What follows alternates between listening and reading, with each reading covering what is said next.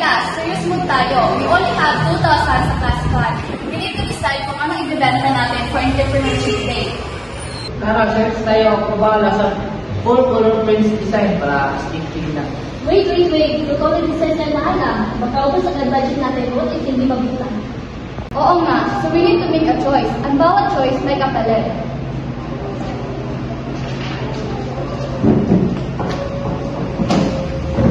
Good point, Leah. That particular opportunity cost of painting and full prints, you're giving up the chance to produce fewer shirts or even other items. Think wisely.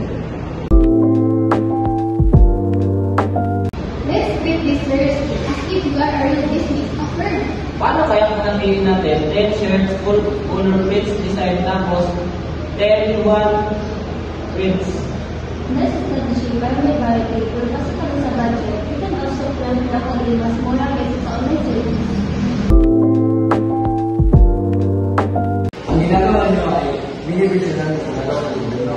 Limited resources so kailangan nilang mamili. Education ba or health, roads or housing. Simple din kayo.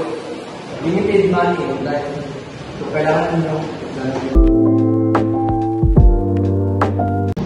So guys, what to do? A t-shirts. So how to do? They are meant for basic, like local pretty football colors. And for what to do? Classmates na may iba-ibang budget. Yes, we're coordinating like a real economy.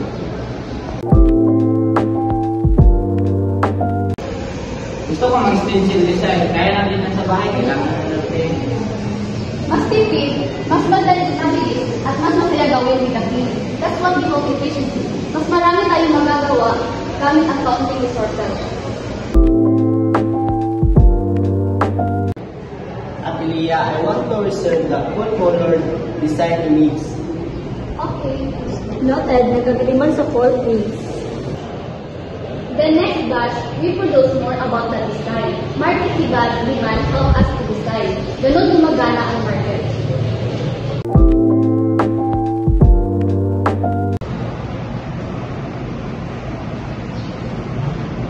Ubos na yung small size kahapon.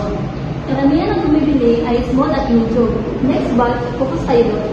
So we adjust production based on what trend. That's how market works. Responding to needs.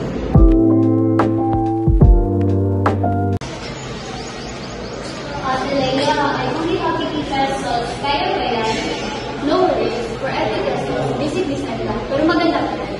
Thank you so much, Ate Leia. Pwede rin siya sumali ng raffle by chance na manalo ng full color t-shirt. Everyone deserves to be included. That's fair distribution.